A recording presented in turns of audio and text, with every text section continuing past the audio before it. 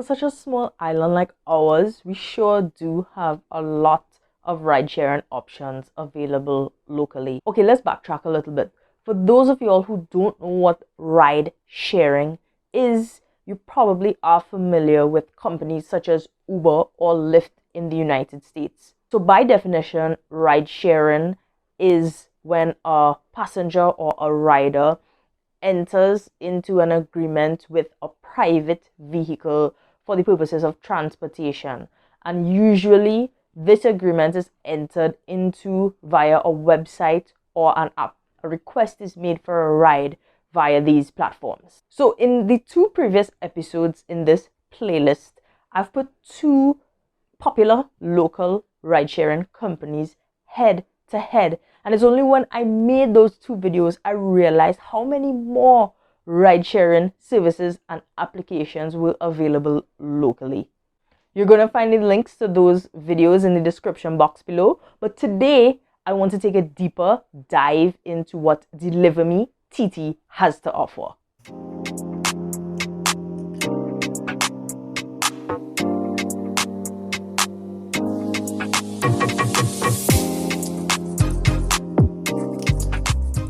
So in this video, we're going to look at the website, the information on their website, the application, downloading the app and requesting a ride using the application, and the actual ride itself. But disclaimer, perhaps at the point in time that you're looking at this video, it's probably way into the future. It's probably way past the time that I'm recording this. So I want to let you know that this is information about this company as of March 2021, and I would advise you before going forward to verify the information I'm about to talk about with the current and up-to-date information that is available on DeliverMeTT's website and their application. So in exploring DeliverMe's website, I realized that they're not only a rideshare, they're also a delivery service, a courier service. So I want some more info on the cost of their fares. So I head over to the taxi page on their website and I see that there are 3 options for service: essential, premium, and mini seater. But for the purposes of this video, I'm interested in essential, and the only information that I see is that prices start at $22 for their essential service. So there's a cost attached to weighted items instead of luggage, a handling fee. There's a cleaning fee if users have damaged the interior or exterior. There's a waiting fee if you don't show up to your ride in excess of 3 minutes. So there's $1 per minute that you keep the driver waiting. There's a fee to return any lost item to you. And there's a cancellation fee, which consists of the base fare if you cancel after 3 minutes of requesting the ride, or the driver has to cancel because you don't show up. DeliverMeTT has 4 options for payment. There are cash, which is the default if you don't select anything else. You could use your credit card. And there are 2 prepayment options, which is DeliverMe Cash and WePay. So I took to Instagram to get some answers to questions that I could not find answers to on their website. And the first question I asked was, is this service available in Tobago? And currently, due to the COVID-19 situation, that has altered their strategy, I guess, to launch in Tobago. And secondly, I wanted to know if you needed the app to request a ride, and the answer to that is also no. So there's a number to call, 683-RIDE. If you don't have the app, or I guess if you don't have a smartphone that could download the app, just call 683-RIDE. So in terms of availability, if you just open the app, you should be able to see how many available taxis and in which parts of the country they're available in. But just bear in mind that this may vary by day, and this might vary by time of day that you're looking at the app too. So according to DeliverMeTT's website, they ensure safety by letting riders know that their drivers have undergone background checks, and there is an SOS feature within their app. And some of the features include the ability to share your location with anyone in your contact list, and the ability to call emergency numbers, police or ambulance, while on the app. And on the topic of safety and the fact that we're still in the COVID-19 pandemic, I find is a really nice touch that they actually published their guidelines, their COVID-19 guidelines, or as they call it, their SOP or standard operating procedure. And of the 7 guidelines posted, which are very comprehensive, I like the fact that they suggest that passengers are to sit on the opposite side of the driver, and they recommend having the glass down for ventilation. So this is me downloading the app to my phone, and what I like about it is they have a comprehensive page on their website on how to download and register with the app. So you would have seen here I added my credit card as my default payment. It verified pretty quickly, and before I knew it, I was ready to request my ride. So I'm all set to ride, and I input the destination where I want to go. I also like the fact that on the app I can see a fare estimate before I confirm the trip. So coincidentally, there was a driver in Westmore's parking lot. I'll divulge a little bit about that later, but it was a quick arrival time. So the trip hasn't started yet, but I could see my location in relation to the driver's location because I am the little blue dot on the map.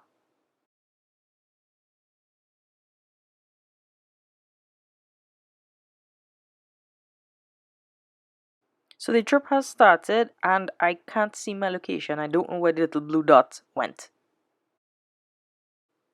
So in terms of information on the app, I could see the driver's first name, last name, his license plate number, the make and model of his vehicle, a clear picture of him, my card as the default payment option selected, and his rating. But to the top right corner, in line with rides, I'm seeing like a life ring, and that is easy access to the SOS feature.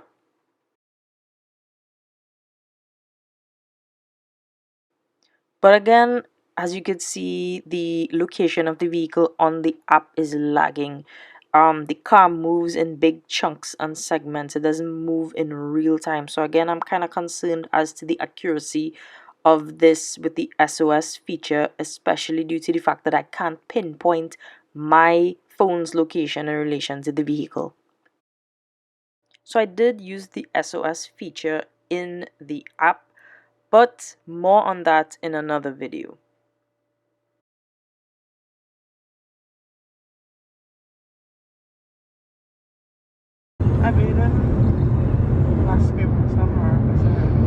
But sometimes I could have some rope waves too, huh? Yeah, boy, they have some bad on the camera.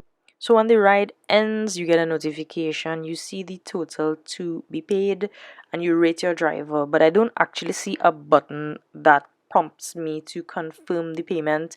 I don't know if this is how it is across the board, but remember my default payment was my credit card.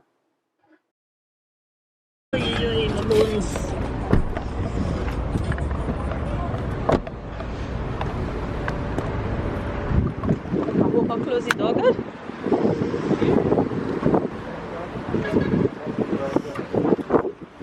So let's talk about booking options. Let's talk about pre-booking. Let's talk about remote rider requests. DeliverMeTT allows obviously booking in real time through the app, but you can pre-book on the application 2 hours to 90 days prior to your trip on the application. There is a little clock icon to the top right of the application screen, and when you select that, it enables you to pre-book your ride in app. And no worries if you don't have an app, you can book over the phone, as I would have mentioned before. 683 ride. I was concerned if you actually do need a smartphone, if you actually do need an application to request a ride sharing service, and DeliverMeTT answered that question in saying, no, you don't. Requesting a ride is just a phone call away. But here's a little point of concern for me in terms of fare estimates. The application gives you a real-time fare estimate, whether for an instant ride or a pre-booked ride. My concern is, do you get a fare estimate when you use the phone and I am to assume that you get a verbal request.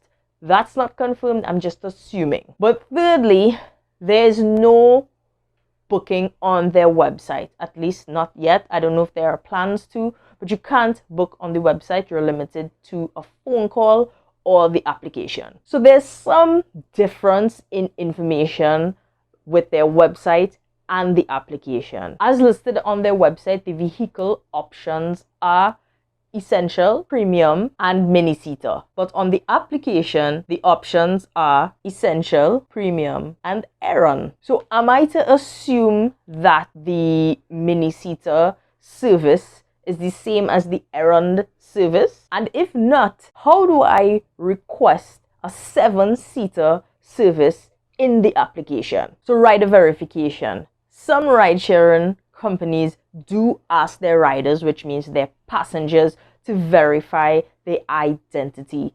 It may not mean that you have to submit your official national identification. It may mean just a simple selfie so that the driver could put a face to the name he's seeing. It's not mandatory. They give you the option if you want to do it. And this step doesn't prevent you from being able to request a ride on their system. If you didn't go through this or you didn't upload a selfie, it's not going to prevent you from requesting a ride with DeliverMeTT. So the driver's ETA, or estimated time of arrival, was close to the actual time of arrival, and as you saw, it was 1 minute. But the reason for that is a lot of these rideshare drivers do not drive for one company.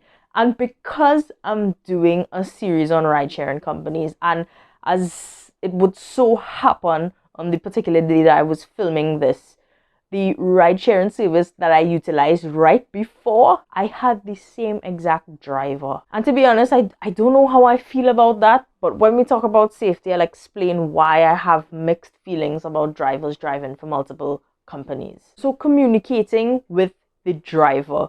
As is customary, before the driver gets to your location, he would call or communicate with you in some way as per what the app allows for. In my case, I got a call. I don't know if a chat function exists for DeliverMeTT because one wasn't used, but because I got a call and because I know ride-sharing services are popular around carnival time and are popular not only among locals but among foreign nationals who may not have a local number, I'm wondering how the call thing works. This is not the first time they would service foreign nationals, but I'm just curious to know how it works with persons who would have entered the application and registered with a foreign number. So let's talk about safety. And the information on the app was good, and with respect to the vehicle, the description of the vehicle, the driver's first and last names, I felt comfortable with the information that I had in the palm of my hand. But again, like with the previous 2 videos I made, I'm curious to know what SOS features are available for persons who call in their ride request. I also want to know what information about the passenger can the driver see. Do they see the entire first name? I mean, they do see your picture, and I mean all of this information. Once they could view it, it's so easy to take a screenshot. But I'm curious to know the extent of information that is shared with the driver. Okay, so you've booked your ride with data or Wi-Fi, and during the trip you leave the Wi-Fi zone, you leave home where you requested the ride, you leave the hotel where you were, and now you're on the road, you don't have Wi-Fi, you don't have data. How are the safety features affected when you leave a zone of Wi-Fi or data? Is it dependent on Wi-Fi or data service? So here's the point in time I'm going to tell you about my concern with drivers driving for different companies. So in Trinidad, these taxis are not H taxis, which are registered to ply their car for hire. These are private vehicles that are ascribing to this service for hire. And in Trinidad, we call that PH. So PH drivers, they've been a whole heap of, this is outside the realm of rideshare. This is before rideshares came into being. There are a number of crimes affiliated and associated with unregistered taxis. So my thing is, even though there is a rigorous process and there is a police certificate of character and all of those things, some acts of misconduct don't sometimes reach the police level. And if it is that you have made a report or perhaps experienced some sort of abuse is a strong word, but some sort of running into misconduct with a rideshare driver, yes, he may be blacklisted by that company that you used, but what about the other companies that he drives for? Is there a communication platform between these ride-sharing companies that if there's a troublemaker driver in one of them, how do the other companies know that, hey, he's a person of interest that I need to look at and no, I don't want him to continue driving with my company? So that's something that I think about all the time, actually, since I realized that drivers don't only drive for one company. In addition to the fact that the type of system that we have in Trinidad does not regularize ride shares into our current taxi system. Last and certainly not least is cost. And I paid $1 more than the minimum fare. But because of the limited information on DeliverMeTT's website, I don't know what their fare structure is based on. Is it time and distance as most other companies are? How was my fare actually calculated? But not only that, remember we spoke about the myriad of additional fees that can be applied.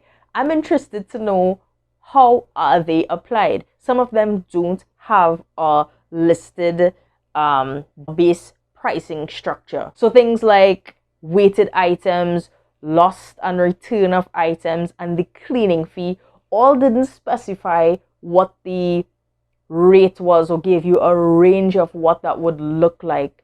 So in the absence of that, I'm interested in also in how you go about paying for it. So my default mode of payment would have been credit card. If I had to get a lost and found, would it be applied to my credit card? Do I pay the person cash? How do I know I'm paying based on a set cost? These are things I would like answers to. So guys, that's it for my review of DeliverMeTT's ride sharing service. Thank you so much for making it to this point in the video. I've learned so much, and I think every time I dive into looking at these companies and experiencing their app, their service, digging into their website, I'm learning so much more. And I know that these services are particularly popular when we have a large influx of foreigners into Trinidad. I mean, the borders are still closed a year into the pandemic, and a lot of locals, because of what is going on in the country right now, like women like myself, tend to veer towards using these companies to get some semblance of safety and comfort and accountability when we're using the nation's roads. So I really hope that the information here and the questions that I've raised really challenges you in making your decision in selecting a rideshare company in Trinidad. If you found this video useful, you could feel free to like it. Leave me a comment so I know what your experiences were with this company. And guys, definitely stick around, because I'm going to be looking at, I think, the remaining 3 companies. But not only that, I'm actually looking at the safety features individually for each company, and I'm going to compare them side by side at the end of this series. So you're going to want to stick around for that part of the series. So until next time, guys, bye.